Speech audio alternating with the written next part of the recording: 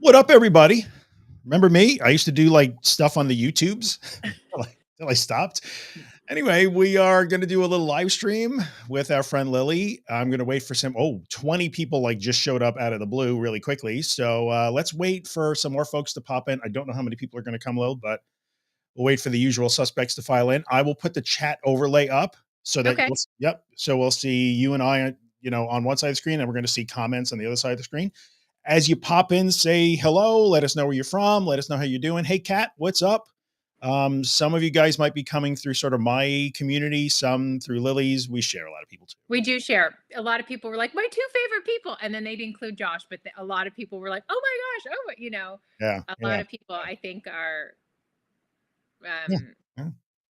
Well, that was, there's a huge overlap for sure. yeah. Liverpool is in the house. We have a fellow New Yorker. Hello, Danielle. Always good to see. What up, B? Texas in the house. If you came through Sweden, love it. Love you both. And Josh. Oh, Josh is going to be so happy he got included. Maryland is in the house. We'll a few minutes. Hey, stranger. What up, GBG? That's Jason Grease Belly Garage. Miss him. Hey, Laura, Betty, and Tara. Oh, multiple people watching, it looks like. Aurora, Hack Attack. I love the names. I'm always a fan of the names. Anyway, Mm-hmm. so, for those of you who came sort of through my community and don't know Lily, this is my friend Lily. How do you say your last name, Lily? I never know how to say it. Sice like rice. Like rice, sice. Okay, Mhm. now I know. Learn something new every day if you're not careful. Anyway, Lily and I have known each other for a couple of years, right? We've done a little bit of collaboration. Lily's been on my podcast and whatnot. And we wound up talking about a thing, I don't know, a few weeks ago.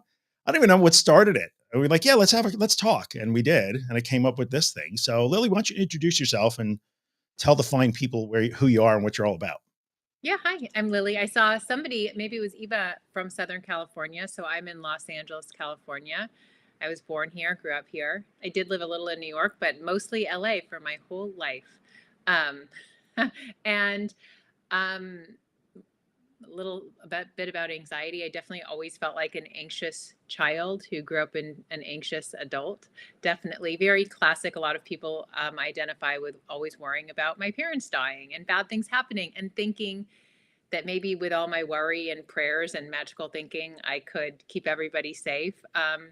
And I also had a really great childhood, and then definitely, health anxiety really influenced by, well, I'm going to make this brief. Then it went to like a disordered place. And especially after having a panic attack driving on the freeway in 2011. And, um, and then, with experiences of derealization and just intrusive thoughts and severe, before that, I also had like pretty health anxiety, OCD. And so I was also a school psychologist during this time. I've always loved mental health, talking with people, connecting.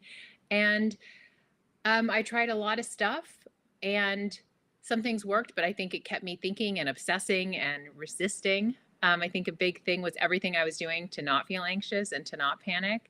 And I was really surprised that why it wasn't working. But mainly, I think the biggest thing was I was incredibly afraid until I found something that really helped me like stop resisting, stop trying so hard. Yeah.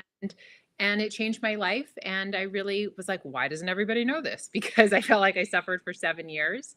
And I was a school psychologist doing that in person. And I really did want to share with adults because I felt, as I think a lot of people, you can feel really alone and feel like my anxiety's the worst, my panic's the worst.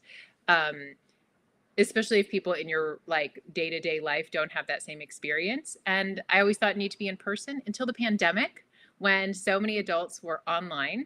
Yep. And I decided to just, run a group virtually. Also, a lot of adults were on social media.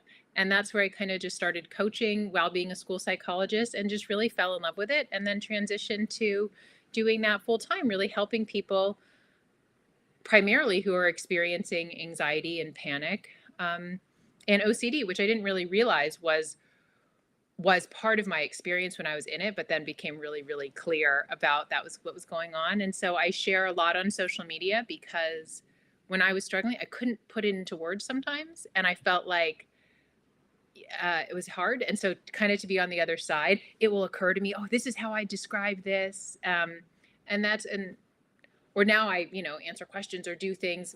But and then I also coach and I see people individually and in a group and in a community.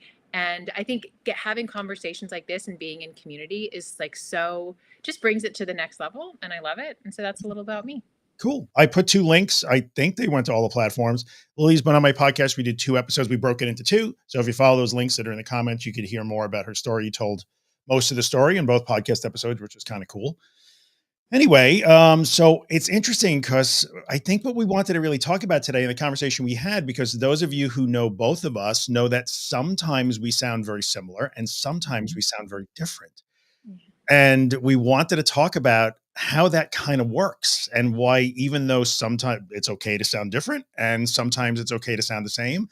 And some days you might need Lily's voice. Some days you might need mine. Some days maybe you never need mine and it's all about Lily, could be, don't know. But how these things sort of fit together. And it started, you said, I found something that helped me stop resisting. We can talk about that. I think I know where you want to go with that. And I know how this started. You had made a post on Instagram, and I know you got some heat over this about like, I don't talk about exposures. I frame it this way. And if you like exposures, cool. Lily's always super respectful of everybody's different stuff, but I don't go down that road, kind of. And it was the whole like, ooh, that almost sounds like it'd be like, oh, Lily has a gentler way. And I reached out and we had a conversation and we came up with this little thing. So, I love the fact that sometimes we sound so different, but then when you get under the hood, there's actually, we're not all that different in the end anyway. So I'm Yeah. just wondering if you guys in the comments have any comments on that about when you notice that Lily and I look different, clearly. Thank God for you. And, and when we sound very different, what that means to you guys. But what do you think? What does it mean to you? Well, that we have different voices and we speak about this in different ways sometimes. We do. Yeah. But I think at the core of it, it's true. And that's what I was like just getting curious about. I think our core message and understanding of anxiety and of like recovery and healing and being, you know, in our lives in a way that like I think probably both everybody that comes to us wants to enjoy their life and like live free, whatever that means to them. Right. Um, and so I thinking of the similarities and then thinking why we sound different. Um, well, I wonder if, when to start off with the title, the best way to heal is the way that works for you. I think when I, so for me, what I share is based on the three principles understanding. And it really brought it from like thinking about it, intellectualizing it to like, oh, like something about that. And so that was what I really needed was to think less and try less hard. And um but I think the similarities are when we resist something and we have all like I'm gonna blank on this, but why we might sound different is I don't know. I'm not coming up with like it's not coming out of my mind the way that we wanted it, that I want it to come out. This is interesting. Well, that's fine. I would almost I would start right with the title of this recovery, the title of the video. So it's on Yeah. my YouTube channel. I titled it. I didn't really give it much thought. You notice how I use the word recovery and you use the word healing. I Yeah. never say healing. And I have my reasons for not saying healing because I tend not to want to conceptualize this as a wound that needs to be healed. Now, I have had people push back really hard on that because they feel like I'm invalidating their experience. I don't mean to do that. I'm just trying to offer maybe a different view on this because healing is the word we hear all the time. I'm going to say that it's a learning problem, not a healing problem. Lily might Yeah. might like the word healing. And if you're listening and healing is something that resonates with you and gets into your feels and you like it, then cool. Then call it healing. It doesn't matter. And one of the things I want to point out is that sometimes people feel like there's like this behind the scenes, people like you and I are competing with each other because Lily's gentler and Drew sounds like a drill sergeant sometimes, and they must be rivals and they're competing against each other. No, no, not in the least. I Yeah. can't stress that enough. Yeah. And that's what there's so many roads to healing. And for me, something I was pushing myself, like I am a go-getter, like I am a doer. And so it was really helpful for me to like think less and have a bit of a more like recognizing my inner resilience. I think that was what really started to change it for me, because I did what would have been exposures, and part of it I did feel like um um proud of myself for, like, when I drove on the freeway again after avoiding it for a year, and I drove to San Francisco and over bridges.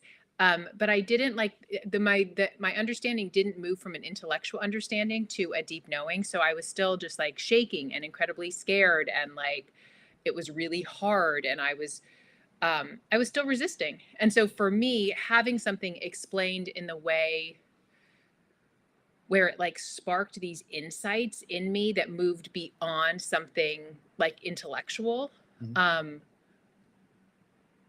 where and so for me, when I think of exposure, I go to my head and I think more, but that's just me, and I think then it was realizing like how beautifully we're designed, and how my I saw how I got through my first panic attack. I didn't need to think about it, I didn't need to resist it, I didn't I Mhm. um and these were just kind of truths that I saw, and I just saw things on a deeper level that I hadn't, and that's what started to make the change. Because and maybe somebody had said this to me, but like I really thought that I was keeping myself safe by thinking about panic all the time and scanning and being hyper vigilant. And this is where I think we probably sound the same. Yeah, you 100%, know, right? Yeah. of um all the things that I was doing, and I saw one that wasn't necessary, because I'm made of wisdom and common sense. I have this, all human beings do. We have something in us that will tell us what to do at the precise moment we need it, and not a moment before. No planning. Sure, we might plan if we want to take a holiday, or you and I planned here, here's our links, but like we don't need to plan for the catastrophes. And when I saw that all of my hypervigilance and thinking and scanning and trying to stop it was actually keeping me in this stress response. Mhm. And so to me, something how it was explained when someone was explaining it, and the three principles do have a bit of like science because they're facts, and then this spirituality um, was so freeing. And so that's why I share that, because it was exactly what I needed. It brought it um, in such a simple way. Um, and it like just totally quieted everything down in a way that nothing else had. And so that's kind of where I share, because it was exactly what I needed. Yeah. Like just a deep understanding, not pressure. And then I found myself um without putting pressure on myself and saying, now you're going to do the drive, life would show up, and there would be, and so that's where I think oftentimes life shows up, and there's these natural exposures. And for me, the Right. word exposure would have put pressure, I could have gone into my head for me. um but I still did things. And then I saw how my thoughts always flowed, like we're never stuck. There's less for me to do. I don't need to resist. Um, and so that was kind of, I think, You said a thing though, where you said, what did you say? I'm made of oh, wisdom. wisdom Okay. and common sense. Okay, so here you go. Now, look at the two of us on screen. If you guys know us, would you ever hear me say I'm made of wisdom, or tell anybody that they're made of wisdom? No, I probably wouldn't use that language. But you might hear me say, you're not broken or hopeless, or I know you're okay. So, but you hear, the way I interpret that is that was the way you needed to hear it Yeah. to change your actions, right? So we always agree on it's the action or the lack of action in certain instances. I'm going to drop my safety, or I'm going to drop my resistance, whatever that is, or I'm going to start to do things differently. And everybody gets there in their own way and at their own time. So if you hear us talk about these things and you're struggling to let go or do an exposure or surrender or willfully tolerate, whatever you want to call it, it doesn't matter. And you're having a hard time getting there, for Lily, that was a thing that resonated and got you to the point where you were brave enough to drop your resistance and roll the dice a little bit, right? Mhm. Maybe for some people that works. And for other people, it's a different message that gets them to that point. Yes. Yeah, and so that's why I think it's okay to, the way is the way that works for you. Which one resonates for you? And on Tuesday it might be that one, and on Wednesday it might be another one. Who knows, right? So, it's tough to say. Interestingly, I saw this comment. I want to Who said it? It was Danielle. Okay. So Danielle said, I knew this was going to happen when I threw it out. I'd love to know more about Lily not doing exposures. And we talked about this before, like, cause you were like, well, I don't think in terms of exposures, which is cool. And then you had people sort of almost calling you out, but isn't that exposure? Like they Yeah. caught you like, no, you do exposure. Nah, nah, nah, we got you. What's your thought on that? Are you not doing any exposures? I've never done an exposure. But I mean, like if someone was dancing, and someone's like, "You're exercising," it's like, well, I'm Dancing is like, in fact exercise. Correct. so, um, what would be your definition of an exposure, Drew? So I think we have the same definition. You just don't call it that. So, for instance, if you have a recurrence of maybe some of the intrusive thought themes that came back that used to dog you and haunt you, and you decide, well, I'm not okay. Yeah, I hear you, and I'm really activated by this thought, but I'm not going to do anything about that activation. I'm just going to let it go. That's an exposure. Ultimately, you're doing the same thing in an organically framed way that I might tell somebody to do an ERP. So in the Yeah. end, you're tolerating the discomfort. And I always try and Yeah. say the exposure isn't a thing. It's the feeling that you work in a new way through. Yes. But for Yeah. some people, I agree that saying you have to do an exposure puts them into that like pressure cooker that maybe I think you're just saying, and correct me if I'm wrong, life is going to make you do stuff anyway. If you're going to start living your life, guess what? You're going to be doing exposures. You just might call it life, which I think is awesome. Probably more. Yeah. Yeah. But Well, and they look the same. yes, and I think also for some people, because a lot of people, what's so cool is because we're on social media, people start to know us. And so a lot of people are drawn to me, and they are also drawn to both of us, but they might have found that they were putting a lot of pressure. And so, so even just saying, okay, I can take the pressure, it takes some of that stress off. But Mhm. then most people, life shows up again and again at little times, like, hey, we're out of milk. Um, Right. and then but if they were thinking I have to go, but what I've seen with my clients, this one woman in particular, she used to really set aside time to practice driving. She had a fear of left hand turns, but so she would set it up and she'd have her music and she'd practice, and but she was getting a little bit in her head and she wasn't having the progress she wanted. So when we were working, it was like, just put it on pause, see if you a lot of what I share with the principles, it's like about kind of seeing things in a new light, having insights, having it, because a lot of people are like, I know this. They know it intellectually, but they don't know it here. So I just said to her, just listen and put aside trying to find your times for practicing the left hand turns or trying to get in the mood for it. And then she was driving with her kids, and the opportunity to do a left hand turn came up, and she just felt like, yeah, I'll do it. And she was like so surprised because she's like, I never do it when my kids are in the car. I didn't have my music on, but something felt like, hey, doing a left hand turn isn't that big of a deal. Yeah. um, so sometimes it occurs naturally, and people don't actually, they were like, they're surprised they don't feel uncomfortable. And though life shows up and people do feel uncomfortable, like they wanted to go out and they're, at a wine and cheese event Mhm. and they feel anxious, and rather than leaving, they decide to just um, be curious, because a lot of what I do talk about, which I think some of the same, is when we resist something, it feels so much bigger, and kind of accepting to some of the words that maybe I use that you wouldn't. I found it's like, you soften, and you just, We actually use those words all the time. oh, okay. Like Yeah. it's like, and so people get curious about it. And this one woman who actually went to a wine and cheese event, some anxiety showed up, but rather than resisting it and then thinking all this stuff and how am I going to get out? And there's always, she just let it be there. And then it occurred to her, she said, oh, the wine and cheese were so great. Cause she said, I had this big sensory experience. If I ate a little cheese, I ate a little Yeah. wine. And so that was probably would have been called an exposure. But I think, I think the analogs in sort of the exposure world would be, I have people all the time that say like, well, I've that exposure sucked. Well, why? Because I don't know. It doesn't like, it didn't do anything. It wasn't hard. Okay, cool. Well, like take the win, I guess, like enjoy your day then. But sometimes people will have the same feeling like I couldn't make it be hard today. But then 2 days later, they're like, "Well, I did it again. It was really hard. How come?" So I do kind of get how the word exposure sometimes feels like a demand.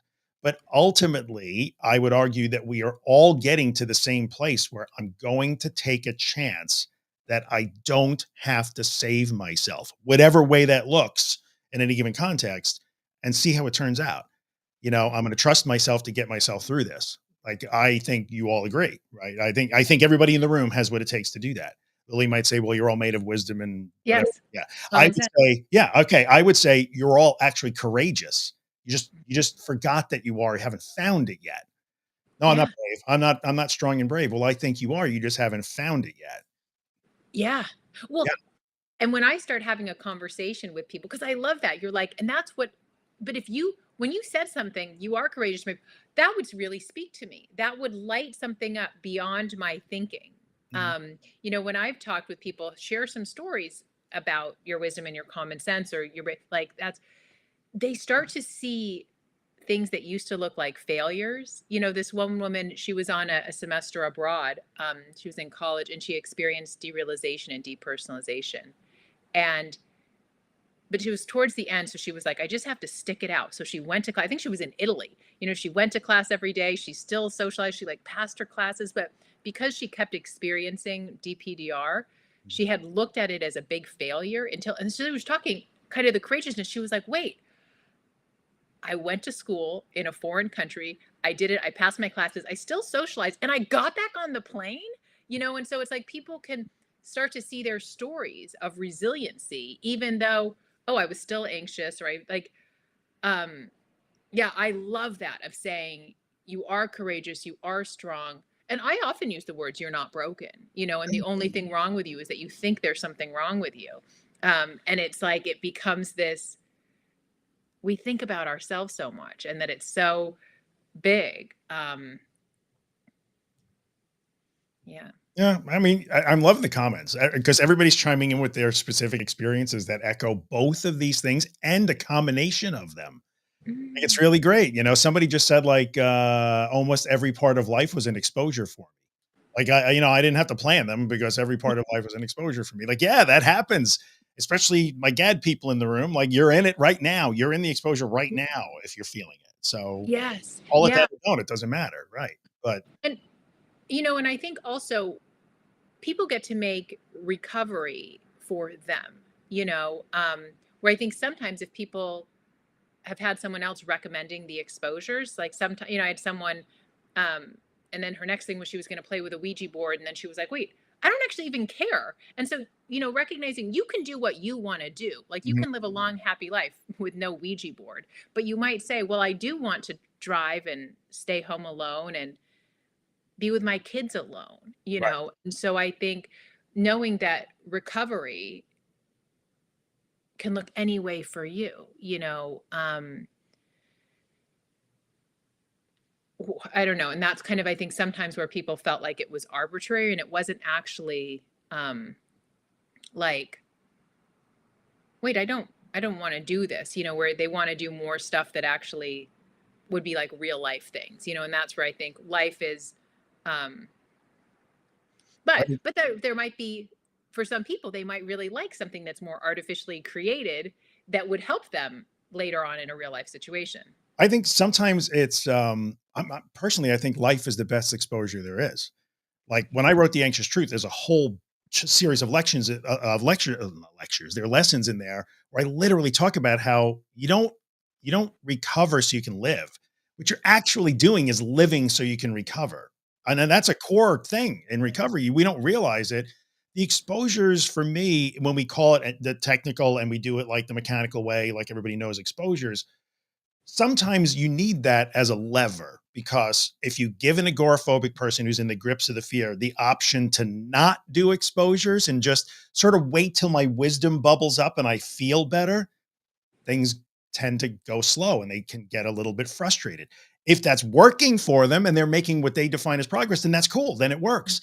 But if they're trying to do it with like, well, I can't do exposure, it's too much pressure, but I've also been at this for 2 years and I only go out when I feel wise and strong, then that's not working. And they say it's not working. We have to adjust. Exposure is what we do to manufacture the triggered state. But if you're willing to just go out and say, well, let me go and, do my life as best I can, life is going to give you the triggered state and you get to practice. So pick which one. I would prefer you do life things, but sometimes we have to manufacture silly things like driving around the block. What can you do? Yeah. Yeah. So it's sometimes it's one or both. It's both, I think, a lot of times. And some days you're feeling like I need a little softer approach. Lily's gonna let me off the hook today, which is fine. She's gonna let me listen to myself a little bit more, use my own inner wisdom. I need a day off. It's fine. Lily might be the voice that is in your head saying it's okay to take that day off because you need it. That's wisdom. Listen, you may have heard me say stupid things like don't take days off, and like Drew would be disappointed. Good, then listen to Lily that day and turn me off. Like it's totally combine these things, in a way. So I don't know. The more I get into this and the more I have the privilege of talking more and more people and actually working with people one-on-one now, there is no, the facetious title, the best way to recover is the one that works for you. And that might change from day to day, week to week, month to month. You don't know. Yeah. Well, and I know for me, I feel so much better when I'm in my life than in my head. And so, when I was just talking to a client and she has been just allowing, um, like getting curious about, she shared that, she ate a strawberry and then sometimes her imagination will say, oh, am I having an allergic reaction? Is my throat closing? And so rather than getting really caught up in it, she just kind of let it be there and let it all come, and then it flowed, and then the same thing happened about something else. And so she said, so is this what I should do? Should I always um allow it and accept it? And I said, well, what's the alternative? And she said, well, I guess I could just freak out and go to the emergency room. Or but I was genuinely curious. But why I'm bringing this up is, she said, so is this what I should do moving forward? And I know for me, if I make it a technique, okay, so Drew says Very no good days off, techniquifying. Yeah. and okay, so what I'm doing is blah blah blah blah blah. Or okay, so Lily says this. You want to, then to me, you're in here and you're making something a technique and you're doing it to get an outcome rather than, before we started recording, like I'm just a human at peace with living life. And I was saying, like, it's really cool to be here where like life can just happen. And so when you're just, to me, letting each situation happen, and this might, it doesn't have to happen at day one. You might definitely need more guidance, but you're not doing something because Drew says it's the right thing to me, or Lily says it's the right thing. Yeah. When we are talking about what's true for everybody and for the human experience, and that's where I think like your courageousness or your wisdom and common sense, like if you just let your anxious thinking that's distorted and unclear settle for a minute, you will, to me, be guided of, you know what, I did plan to do this, and that actually is what's like, that's what feels best. Like you've got that in you. Or you might say, I do really need a day off, or whatever it would Whatever be. it is. And that's Right. what I think it's like. I'd want to empower people um, to hear what we're saying, but let it also come from them rather than I'm just doing it because I think this is the right thing to do. Yeah. If Yeah. that, I don't know if that made sense, but No, it does make a lot of sense, Chris. What you, like you said, using it as a technique. Josh and I did an episode of Disordered where we talked about techniquifying. So like, and I know at least in my community, a lot of people press me more, and I don't know, maybe you have the same thing for the steps. Can you yeah. tell me exactly what the steps are? And that client you're working with says, okay, so I should do this going forward, right? Like there were special steps that should now be repeated. This worked. So I'm going to repeat those steps because it worked. And really, it's never about techniquifying because the exposure is really the sensations, the thoughts, the discomfort. And every time you deal with those, you may react to them just a little bit different. Today, I'm a little softer in my approach. Tomorrow, I might be a little more defiant and it gets me the same place. So it doesn't matter. In the end, it's the whole idea of, well, I'm going to learn a lesson from not trying to save myself. And when you say it gets me out of here and into here, that's the thing where you can't think your way to recovering. You can't logic your way. Reading all the books and listening to all the podcasts is not recovery. You only get it through the experience. So I'm also going from here to here. I Yeah. just use different words. Yeah. You don't get it until you do it. Just hearing it doesn't help, right? I mean, it helps. It helps inform the action, but you got to take the action sooner or later, however way you frame that action. Yeah. Yeah. And you're saying so many things that you'd find in so many different modalities, right? Like just your with your inner wisdom. That's the wise mind. Where like if you could just find a way to let go for a second and get this much space between you and that urgent fear, that you might make a different decision in that moment that's based more on who you are as opposed to what you fear. Yeah. How you get to that might be different on different days. Don't know. But it's hard when you ask folks like they for me and Lily, even if I was your therapist or Lily was working with you, give me steps. Tell me exactly what I do in each situation. We wouldn't be hard pressed to do that. Yeah. Yeah. Well, and I know when I had the steps, it didn't work Yeah. because like the steps, I was also doing it. Okay, I don't want to feel anxious and I wanted to go away as fast as I can, and so I think when we truly have an understanding of it and we understand anxiety, we don't fear it, we understand the physical symptoms. And also, like a large part of my coaching is we talk about, and this would probably some things maybe just said differently or maybe said the same, like we're designed to go back to balance, whatever kind of come this adrenaline or this, like it's designed to settle, like Right. we do it so much faster when we're not resisting or we're not like adding on to this with this thinking. And so to see, like when I really saw that, like I'm never stuck, my thinking flows, because I thought, well, I have to like pull over and do my tapping and do my techniques, and like it was a lot of work, I couldn't keep driving and do that, and it was like, oh wait, even if my thinking revs up and I'm saying, "Oh, now are your arms," and the panic's coming, like I can let that all be there. New thoughts gonna come, Mhm. and I can settle while I'm driving. Mhm. And I just got curious about it. Like there was less for me to do to get out of a really noisy head. Like, um, I don't know why I started sharing that, but like if someone gave me a technique, it would have added more noise to my head. I would have been like, okay, so these 5 steps, and I don't, like if you're feeling panicky, you don't Yeah. really, or anxious, you're not like able to multitask. So sometimes you can't be at the party or the middle seat on the airplane or driving. You're like, what's my steps? Are they working? Am I feeling better? Um, and what I want for people is to see actually how simple it can be and how, Well, it feels like in the moment when you have a feeling like this is an urgent situation, the common sense is that your brain, protective part of your brain says you do something. yeah, But really, even though your anxiety wants you to do more about it, it's about doing less about it, as crazy as it sounds. I'm so the one thing that I always would say was you're going to end up in the same place, that settled state, right? Because panic and anxiety those are not permanent. They were not designed by evolution or however way you want to say. I don't care. They were not designed to be permanent. Like, no, no, people get stuck in this. If it happens, you'll be stuck in it forever. That's not the way bodies work. So you're going to settle in the end. You can yeah, settle by doing something or a lot of somethings, or you can settle by doing nothing. Believe it or not, the settling is faster with the nothing. Makes no sense, but that's true. I know. Yeah, the settling is faster in the nothing. And it's Yeah. also why, and I ain't picking on anybody, you pick whoever you want to follow, that's fine with me. But I was involved in a webinar not too long ago.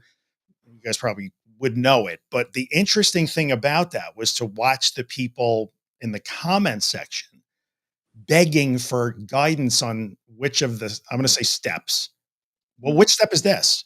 And to hear the leaders of that particular group, like trying to, don't worry about which step it is. Don't worry. They were trying so hard to follow the steps Yeah. to get them to a feeling that it became overwhelming for a lot of them.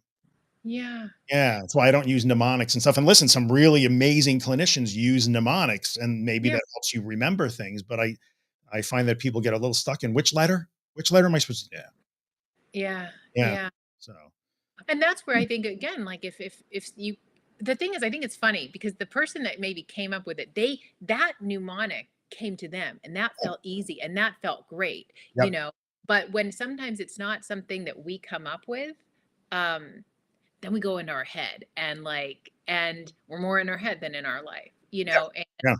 when you were talking, it also made me, I was like wanting to do a video on it and I haven't yet, but like how we always settle. And, like, say you are at the grocery store and you feel some adrenaline coming and you feel anxious, you might think, I need to leave, and then when I get to my car or I get home, but Yeah. it's like actually that feeling is available still in the grocery store, because it's that feeling of like dropping the thought. And I remember seeing that really clearly, like, because often I would want to leave so I could, like, um, but it was funny. It occurred to me, well, I can feel that right here. Like it's because it's an internal feeling. Mhm. It's like because sometimes you're in the grocery store, you feel great. Someone I think in the chat was like saying something about a library. Sometimes you're in the library and you feel calm. Sometimes you don't. So it's like, wait, it's not the library, and then Right. seeing, It's not the but then level. it's not like you have to stay and do it. But it's, to me, that's where I think my method is. It will often occur to you, oh, that's what I'm looking for, and I don't actually have to leave to have that. Um, it's and that's often the doing nothing, because for me, what I saw is if it came, it was like, oh, I don't want to feel anxious. What are my steps? Right. Rather than knowing, well, this is here. Uncomfortable is not really unsafe, and it's not something magical when I leave the grocery store or I go home.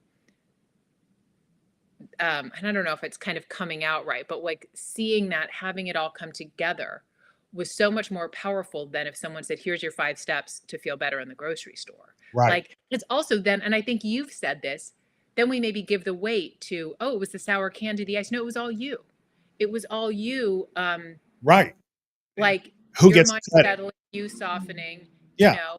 Like I get the credit, not the technique or the Yeah. mnemonic steps or the tapping or the whatever. Like I get the credit.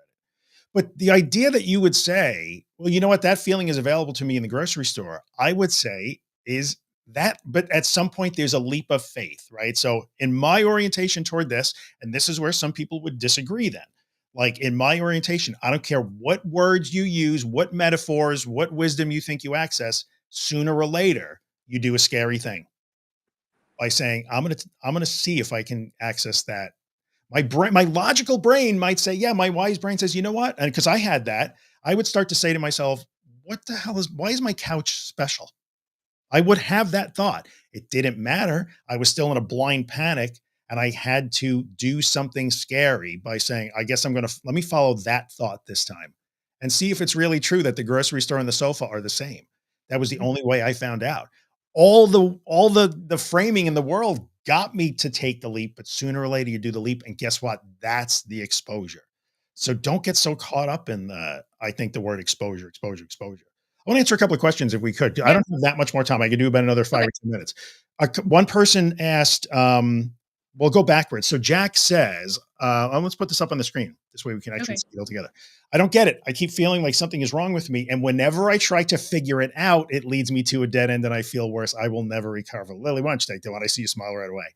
Okay. Well, to me, it's when I try to figure it out. So if you feel like something's wrong, to me, you're not in a clear state of mind. And so you go in there to that anxious state, let me figure it out. It's like you just, one of my mentors said, I never see more clearly by thinking more. So that's what I would say is when we're trying to figure it out, one, we're just not in the state of mind to have some clear thinking about it. And then our brain's like, well, yeah, maybe you're broken and maybe it's weird. And maybe this works for Drew and this works for Lily, but it doesn't work for you. And maybe this thing from your past. So, um, it does feel like a dead end because I think it can kind of maybe lead to some rumination and confusion, which might be like, "Whoop, you're never going to recover."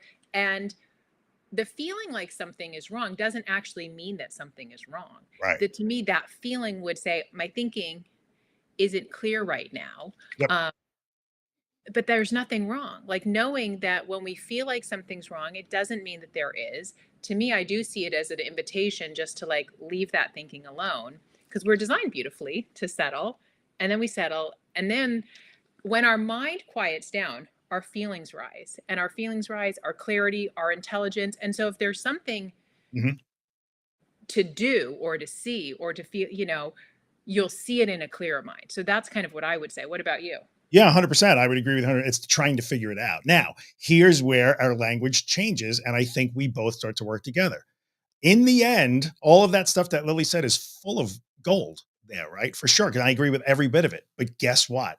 At some point, Jack and anybody else who's having this problem, you have to do a scary thing. And that is, I'm going to abandon my figuring out, because in that moment, figuring out seems very important. It's a safety thing. I'm in a state of discomfort and distress right now. How am I? Don't figure it out makes zero sense. It feels risky and dangerous to just leave it be. So Yeah. use the words that Lily just gave you to frame that. And then at some point, you're going to have to take a chance that she's actually right. That's the scary part. I do not believe that we get to escape doing the scary part. How you Yeah. get there might be a little softer or not, but at Yeah. some point, I have never encountered somebody who heard me say, this is how the anxious brain works. Here's the chemistry, here's the mechanics, here's the science. And they said, oh, cool. I feel so wise. I'm good. I'm good in the supermarket now. I've never, ever found that.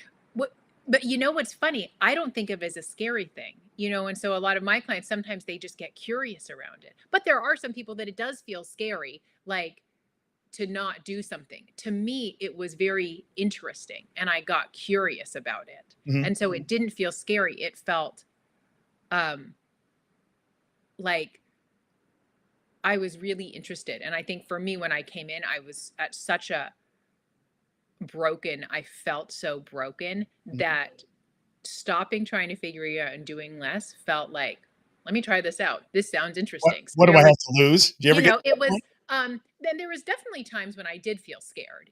I'm not being like, oh my God, it was just curious and positive and rainbows. It was like, there was times when driving anxiety was a big thing for me. And I remember, it was even a year into it. Driving somewhere very far, and I knew I was going to take all the freeways, and it felt scary, but I didn't really think about it. But I did say to my sister, will you just chat with me on the phone? And but I didn't have all my old thing, I didn't do a lot. And that did feel scary a little bit, but it also felt okay. Mhm. Yeah. Okay, should we answer? Yeah, Yeah, another one. no, I appreciate it. I really do. And you know what? I appreciate you guys supporting each other in the comments. I'm watching you guys talk to each other, and I dig it. This was one that I want to put up too. So I'll take this one. If the exposure Okay. goes well, it's not really exposure. Like I go to a library lately as exposure. Tuesday, I got a panic attack where I've been there multiple times. No, that's not what I'm saying. If you decide to go out and like go to the library because you panic there and you want to see if you can deal with that, and you don't panic, then enjoy your book. That's okay. The It's not a failed exposure. We always want to remember that people get stuck in like, oh, well, going to the library is my exposure today. No, I don't care where you go. I don't care what you do. I don't care the context. I care that you get triggered. So if Mhm. that's the exposure, like for somebody like me, we want you to go get triggered. Now we may differ in what we think I'm going to call an exposure, or I might say, just go do a life thing if that triggers you. Cool. But Mm. it doesn't matter if you didn't get triggered that day. There's 100 million variables that we will never nail down. That explains why today you didn't and tomorrow you do. But it's not a failed exposure. It just means today wasn't triggered. Okay, cool. But what can I take from that? I could take that the library is actually not the problem, is it? It's the triggered state that's the problem. So Mhm. hopefully that clears that up. But yeah, you have anything you want to add to that? No, I like it. I just think, to me, it's all so interesting. It's like, oh, it's so interesting that you would use the words you'd want someone to get triggered, but it's funny when I've actually asked some clients, oh, what is your goal? And somebody said, I want to go to dinner, is a specific restaurant. I want to go there, feel a little bit of anxiety, and then have it be okay. And I thought that's so interesting that she didn't say, I want to go to the restaurant, have no anxiety. And so to me, her words were, I want to get triggered, in your language and be okay with it. And it was like, I've actually had more people that what their ultimate goal is just to be free in their life Yeah, and they're not thinking about enjoy it. life. But what they've said is that, and it's interesting and it would just be different language. But I think but how cool is it that you get to go somewhere and sometimes you don't feel triggered, or my words are you just don't feel anxious, Yeah. but knowing But you have to be it. willing to. People say, do I have to panic to get better? No, but you have to be willing to. And if you're willing to, because you're curious, Yeah. right? Because you don't get to guarantee like, well, here's a technique that I used in special words. That means I won't ever panic or feel anxious. No, like I have to be willing to. Maybe I will today. Maybe I won't. I don't know. But either way, I'm going to handle it. Jack followed Yeah. up real quick though. And I want to mention this. And Yeah. then we'll do maybe one or two more, and then I get a boogie. Okay. But I have tried. If I can put it up in here, let me go to the bottom here. Here we go. He said, so everybody can see it. I have tried giving up on figuring out, but instead of seeing results and feeling better, I start to feel worse and I end up trying to figure it out again. Correct.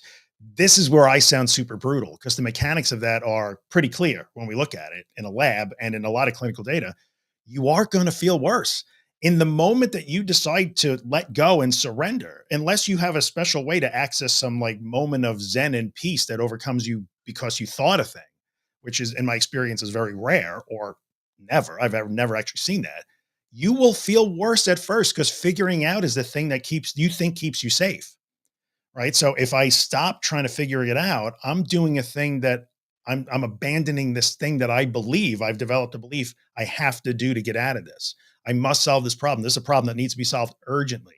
And if I decide to not solve it, I will probably feel a little bit more scared. That's not an indicator that there's a problem though, because this whole problem starts when we take that state and declare it an indicator of an actual danger, which it is not. It's Yeah. very, very, very uncomfortable and scary. Yeah. Yeah. Well, and I also think if some of us are in states of chronic anxiety for a long time, like, and I don't know what he means feeling worse, but when I think of it, like I had a lot of physical symptoms, like, and I had a lot of habits of trying to figure things out and they didn't go away overnight, and That's so like, they just, and so I think sometimes people say, "Oh, I tried this," and I'm not saying this on Jack, like, at all, like, right, I right. totally Sorry, get it. Jack, we're not But trying to pick on you. not at It's a all. generalizable comment, and I appreciate it because yeah. So So appreciated. And I think my physical symptoms, and I'm not even sure if that's what Jack's talking about, but there were some, and I know that some people are like, oh, I don't want it to take months, and there was especially one that I kept checking on that took a year until I realized, oh, I don't need to, because it was this breathing thing I had. I didn't realize it, but every day I'd check and see, is it here? Does that mean I'm really recovered? And it was all the checking on it too. And I think sometimes we've been in a state of fight or flight of, stressing our bodies out. That just as sometimes if we are riding a bike and the pedals are going, you hop off the bike, it just takes a little bit for it to settle.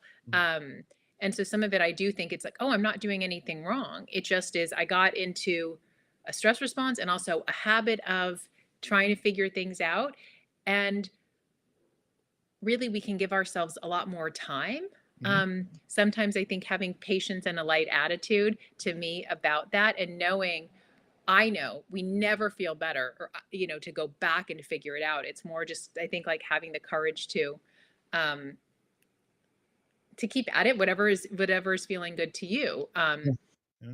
But that was just wanting to add it in of, it's often not like I'm instantly panic and symptom Well, free. I think another way to frame that I always give people is, and this is always a hard message to deliver, but I don't waver in it because I believe it to be true.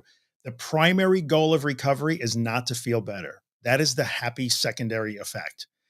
The Mm. goal is to learn that even when you don't feel better, you don't want to feel that way. I would prefer not to. I would be really happy if it would stop. My life would be better if I didn't feel this way. I'm allowed to acknowledge that it's a shitty situation and I don't want to be in it.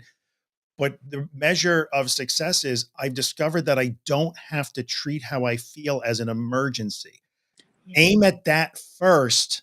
The feeling better tends to trail behind. You got to aim at the right target. If you aim at, I do things and then it stops and it goes away and I start to feel and I feel better in 2 weeks, you will likely wind up frustrated. Yeah. Yeah. Yeah. I think I became more at peace with, like, oh, exactly, we said, like, I still had physical Yeah, symptoms, um and I would still experience anxiety, but it just didn't be like, ah, I just stopped thinking about it, trying to stop it as much, and then they would just fade away into the background. But they right. didn't. Um, it didn't miraculously, wasn't a night and day thing of now I feel better one day later. Because those experiences that you had repeatedly, however way you framed them and got to them, build on top of each other. And, at some point you get to the thing where you start to realize, because people will say, oh, well, you just don't care. No, you learn that you don't have to care as much as you used to. Cared a little less every day, just a little, just a little. Because I Yeah. learned that I was okay to not care so much or not tend to it so much, but that takes a while, man. Got to be Yeah. patient. Yeah. I would Yeah. love to chill for the rest of the day, but unfortunately, I have a call coming up in 7 minutes I got to be on. Thank you, Lily. I appreciate. We'll do more of these, I hope. Yes. Thank you, Drew. And if we couldn't answer all your comments, we get it. It's difficult. I know everybody's hoping for like specific advice, which is impossible to do in the comment section, but we'll try and do another one of these at some point and we'll see what we can do. Yes. Yeah, definitely. Tell the people where they can find you if they don't, in case they don't know. Yeah, and I give a lot of specific advice, if you like my style, but I think also like we do have a lot of things that we say the same. On Instagram, I'm at underscore peace from within. And that's I think probably the best place to find me. I love doing Q&As, so I often answer questions, have a Q&A box, stuff up there. And then there's all my links there. I'm on TikTok, just at peace from within. Yep. And I love making videos and chatting about this. So Yeah. follow So me there you there. go. Lily's a good person. I trust Lily. So follow along with her if you don't. Thanks for hanging out with us, guys. I appreciate it. I missed doing YouTube lives. We'll get back to it at some point when I when I have a minute to breathe. But if you have questions or stuff, you can always comment on. If you're watching on a replay, ask your questions in the comments. I will try to circle back. If I got to drag Lily into the comment section, maybe I'll try and do that. We'll see. But thanks for hanging out. We'll see you guys later on. Thanks, Drew. Yeah. Bye. Bye, everybody.